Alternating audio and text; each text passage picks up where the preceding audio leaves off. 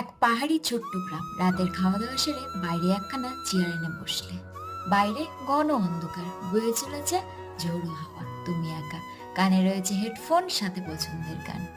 যেখানে কালকের কি হবে কোনো চিন্তা নেই, জীবনে কি পেলাম কি হারালাম সেটারও কোনো হিসেব নিকেশ নেই। শুধু নিজের সাথে একটু সময় কাটানো, এই মুহূর্তটাকে উপভোগ করা।